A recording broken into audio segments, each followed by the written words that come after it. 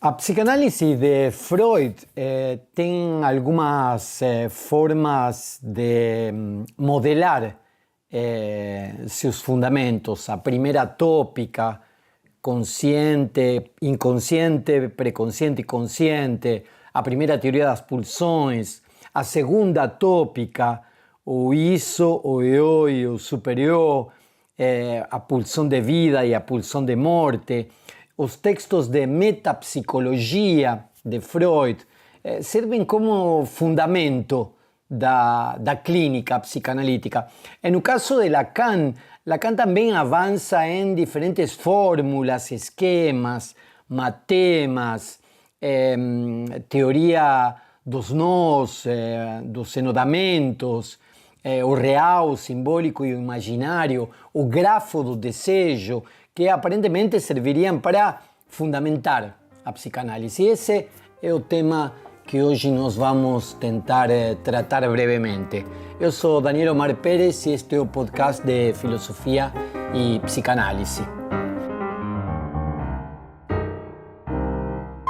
Para falar um pouco sobre as fórmulas, os esquemas, matemas, o grafo do desejo na clínica, na teoria de Jacques Lacan, nós convidamos hoje a Fernando Zapparoli. Bom dia, boa noite, boa tarde, Ferdinando Zapparoli. Bom dia, boa noite, boa tarde, Ferdinando, tudo bem? Bom dia, boa noite, boa tarde. Prazer estar aqui contigo, Daniel. Tudo bem? Para falar de um assunto que eu gosto bastante, que é justamente aí essa parte da topologia lacaniana, justamente pela minha primeira formação, né? Ferdinando, a gente se conheceu há muitos anos já e há muitos anos que a gente trabalha juntos nesta questão de desenvolver, de alguma forma, alguns meandros da psicanálise. Tua formação universitária é de físico, você é físico de profissão, tem experiência laboratorial, você é professor de física e também psicanalista. Eh, Isso te ajuda a trabalhar com as fórmulas, os matemas ou não? Ou é outra coisa? Daniel, na realidade, o que me ajudou bastante a formação de física, principalmente por conta do meu mestrado e do doutorado, que eu trabalhei com astrofísica, né? Que é basicamente aí o estudo, no meu caso, eu estudava cometas e também o céu profundo.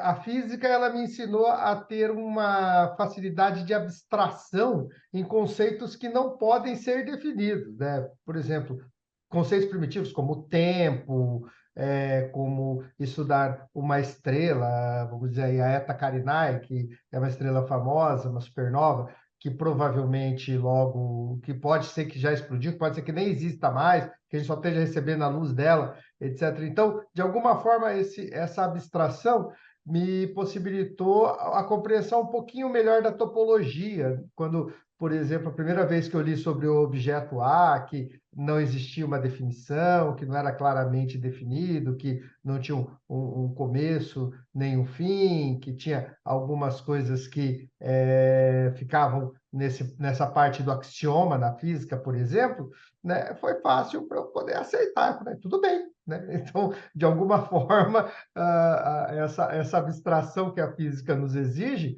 que a gente estuda átomo, molécula, estuda a natureza subatômica, né? Spin, meson, pi, etc. E tudo isso são abstrações teóricas. Não tem ninguém que foi lá e fotografou, por exemplo, um meson pi, mas a gente aceita.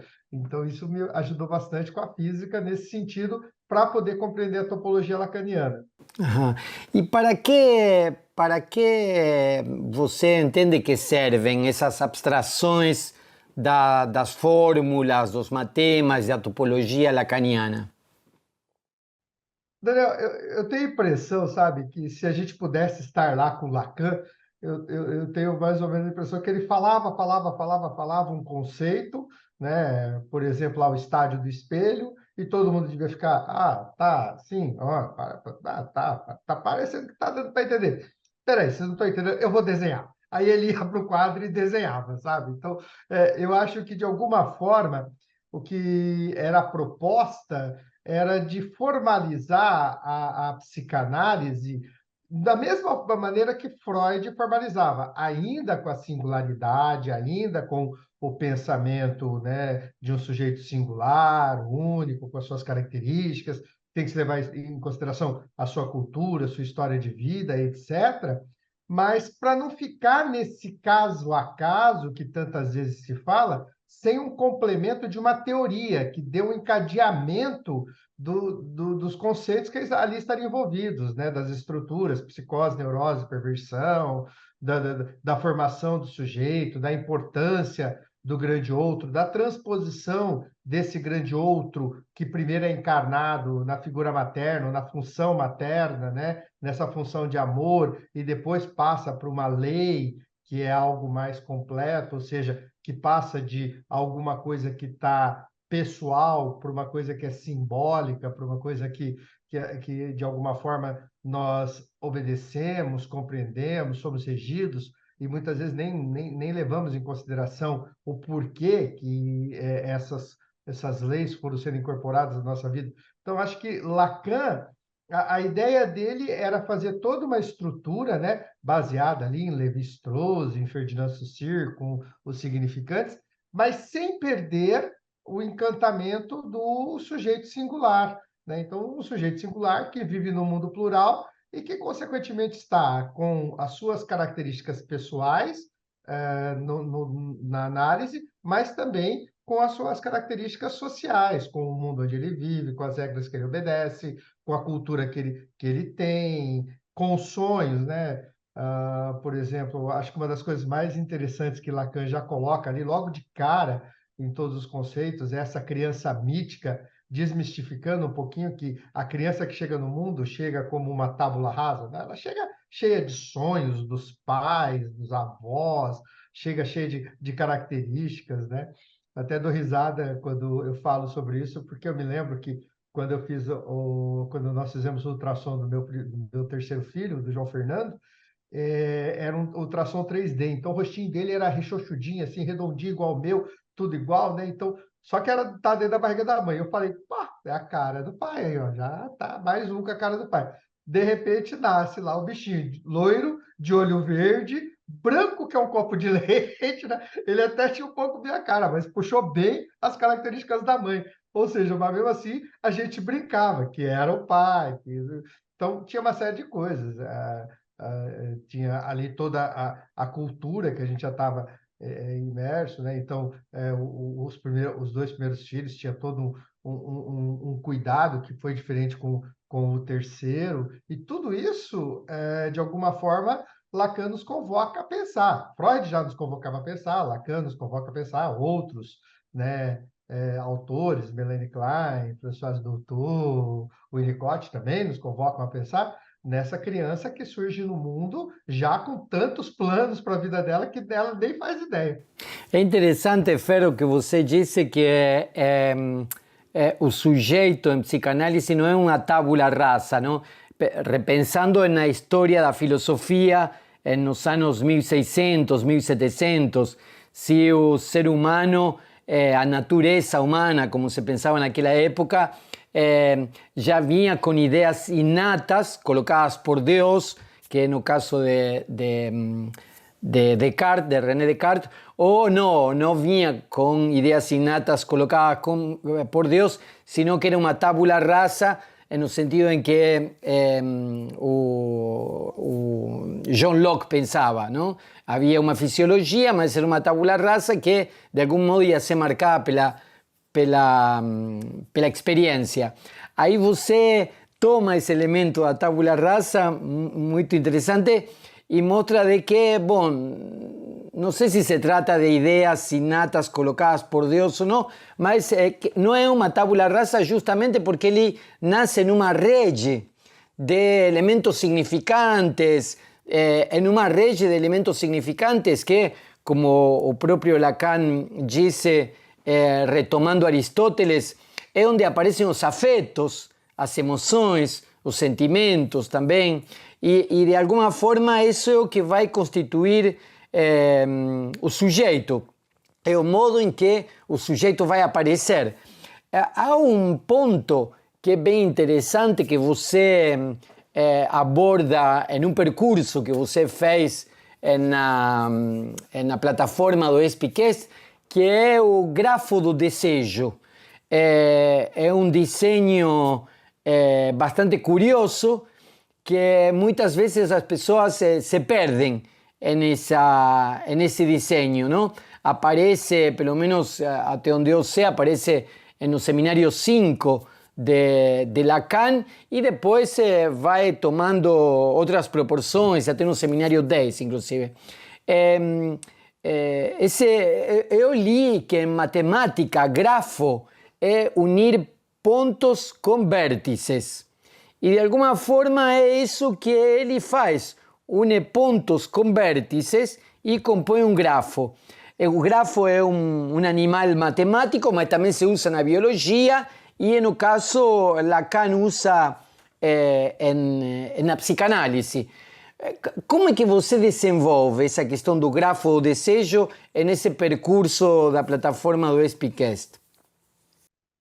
Eu fiz nesse percurso em particular, que eu trabalhei também em alguns outros momentos, durante as aulas que eu acabo trabalhando com isso, Lacan, do seminário 1 ali, quando ele começa já nos escritos técnicos de Freud a pensar a linguagem e vai desenvolvendo, quando chega no seminário 5, né, as formações do inconsciente, ele aponta para dois lados bem interessantes do grafo. Um, que é a constituição do sujeito, que é desde o nascimento do sujeito até a sua composição como um todo, né? Já ali incluindo a castração e os outros elementos que fazem parte da formação psíquica, e um outro que seria as possibilidades de manejo clínico a partir do grafo do desejo, que junta essa formação do inconsciente com as possibilidades do que um psicanalista recebe da clínica, porque, de alguma forma, elas são mais ou menos equivalentes, né? As pessoas que chegam normalmente numa clínica de psicanálise pela primeira vez, né? Chegam sem entender muito bem o que estão a fazer e chegam colocando no psicanalista, de alguma forma, a possibilidade da cura dos seus problemas, né? Como se o psicanalista fosse esse grande guru ou grande mentor que pudesse dar um conselho e que resolva tudo. E de alguma forma, Lacan nos convoca a pensar sobre isso quando a gente faz lá o semblante sujeito suposto saber. Ou seja, de alguma forma a gente incorpora esse papel, porque, afinal de contas, quem chega numa clínica psicanalítica normalmente são pessoas que estão sofrendo, pessoas que estão desamparadas, estão precisando de afeto, estão precisando de um cuidado, e é necessário esse primeiro momento de acolhimento para depois começar ali um trabalho psicanalítico que Lacan apresenta ali o momento que o sujeito chega como essa criança mítica que a gente começou falando, né? Que é esse sujeito que chega na clínica assim, por favor, eu preciso da sua ajuda, me ajude, etc. Até uma hora que o sujeito começa a compreender que é a partir da fala dele, a partir do seu próprio discurso, a partir de algumas intervenções do psicanalista e da compreensão do seu inconsciente, e isso é muito importante dizer que Lacan também tinha essa preocupação. Eu trabalho bastante com o grafo do desejo, mas o grafo do desejo, ele tinha uma impressão de andares, né? O primeiro andar ali, o imaginário, o segundo andar, o simbólico, o terceiro andar, o real, e havia uma interpretação que isso ia acontecendo assim. Então, na infância, a constituição do sujeito da infância, se tudo fosse bem na infância e houvesse ali a transposição da fantasia imaginária, que era uma fantasia com status de verdade, para uma fantasia simbólica, que é uma fantasia com um outro status, né, com o status da sua incorporação com o desejo, por exemplo, então haveria essa evolução. Então sairia ali da psicose, iria para a neurose, e aí por diante. Lacan, muito preocupado com isso, ele pega esse grafo, ele torce ele e joga ele para o nobo romiano, que não é, né, que é um outro ponto importante para mostrar que tudo ali estava incorporado e que tinha um detalhe importante, central a esse nobo romiano, que não estava tão claro no grafo de desejo, tinha o objeto A, que é, né, essa característica pessoal. Então, é muito importante se perceber que, pelo grafo do desejo, o que Lacan estava querendo dizer era o seguinte: essas etapas de desenvolvimento do inconsciente, em primeiro momento, a necessidade de um grande outro pessoal, uma figura materna, uma figura de amor, para começar esse circuito do desejo, para que esse sujeito, primeiro, demande ser o desejo de alguém, para depois começar a ter seus próprios quereres, né? Essa incorporação, a desincorporação da diferença entre desejar e querer, né? E o desejo como algo que nunca será nominado, mas que tem ali inúmeros quereres que podem apontar para esse desejo, mas não são o desejo, e essas coisas que vão acontecer na infância, da admiração em primeiro momento pela figura materna, em segundo momento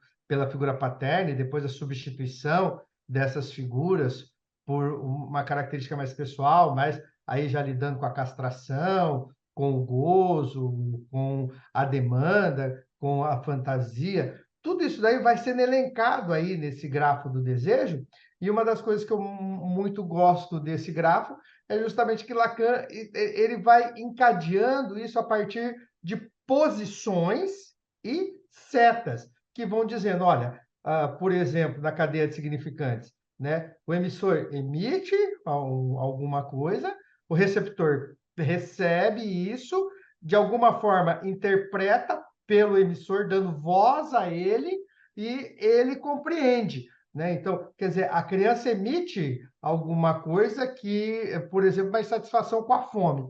Então, ela vai emitindo e toda vez que ela emite um choro, alguma coisa, a mãe chega, olha e fala: ah, você está com fome, nenê quer mamar, nenê está com fome, nenê quer colo, nenê... O que nenê quer? Nenê quer mamar. Então, tá bom. Aí a criança vai compreender que aquela insatisfação, né, é nominada como fome, mas ela dá outros nomes. Isso que era o interessante desses significantes, né? É mamar, é lilo, é tetê, é leite, sei lá, mas que tudo tem um destino. Era resolver o problema dessa satisfação. Mas foi necessária a mãe. Então, Lacan teve a sensibilidade de dar a essa função materna, que a gente fala sempre mãe, mas é bem importante lembrar que Lacan já nomina como função. Pode ser a mãe, pode ser o pai, pode ser o cuidador da creche, pode ser a tia, pode ser o avô, pode ser a avó, qualquer um que se ocupa da função de dar amor para a criança e colocar a criança nesse circuito da linguagem, colocar a criança nesse circuito de é necessário se expressar para se fazer entender. Né? E depois de um tempo ainda entra a castração, que além de ser necessário se expressar para se fazer entender, é necessário também conseguir simbolizar a partir de outras frases, outras palavras, coisas que a gente não consegue dizer em termos práticos, em termos de palavras. Então, aí vamos para a poesia, vamos para a arte, vamos para outros elementos, vamos para a angústia, onde o sofrimento não se nomina, e tantos outros elementos que são fundamentais aí para serem associados. E Lacan vai montando tudo isso. Então, tanto na formação do inconsciente como no manejo clínico, o grafo do desejo nos ajuda a compreender em que posição que o psicanalista está, em que posição que ele tem que desocupar para que o paciente possa entrar nessa posição de saber sobre si mesmo, em que posição que ele percebe que a análise já está num ponto onde aparece uma demanda de análise, talvez ali tenha a transposição do divã, a necessidade da entrevista preliminar, no caso no caso do manejo clínico, no caso da criança, a necessidade do amparo da mãe, da atenção da mãe, mas a presença do pai, a necessidade da mãe sair, né? Quando eu falo, volto a dizer, quando eu estou falando mãe, é a função materna, tá, gente? Qualquer pessoa que se ocupe de cuidar, a necessidade dessa pessoa que se ocupava do lugar de cuidar da criança, para que entre um terceiro nesse circuito, para que a criança não fique demandando só o amor a um, possa demandar ao outro, para depois poder demandar para si mesmo, essa majestade que o bebê se encontra, para depois saber que ele é regido por outras determinações que vão fazer com que ele tenha que esperar, com que algumas coisas não aconteçam, com que ele tenha que ter vontades, desejos, né? Parafraseando aqui Ana Sui, quem disse que uma criança não pode querer tudo, ela pode querer tudo, que ela não vai ter é tudo, né? Ela não vai conseguir tudo. Desejar, querer, ela pode. Então, esses trabalhos todos, Lacan brilhantemente trabalha no grafo do desejo. E com esse detalhe, né? Nesses circuitos todos, a gente vai percebendo a evolução do sujeito, e além de perceber a evolução do sujeito, a importância fundamental de criança ser criança, de adolescente ser adolescente, de jovem ser jovem, de adulto ser adulto, das necessidades da cultura, da necessidade das intervenções do pai, da mãe, dos avós, dos tios, dos irmãos, dos primos, de todos os elementos que constituem a formação psíquica dessa criança, dessa rede. Como disse o Daniel agora há pouco, e eu volto a dizer, quando eu falo em tábula rasa, se você acredita nessa presença de Deus, lógico, isso é um direito que é pessoal seu, e nossa, e que bom. Mas, para além disso, essa criança ela já nasce, de alguma forma, com algumas coisas que a família vai colocar sobre ela. Então, se a família, por exemplo, escuta muita música clássica, provavelmente, num determinado momento, essa criança vai compreender a música clássica. Essa música clássica lá na idade adulta pode trazer memórias que lembrem de situações gostosas, tipo todo mundo na sala, tomando seu mate, tomando seu chá, um vinho, escutando música, essas memórias afetivas que a gente tem.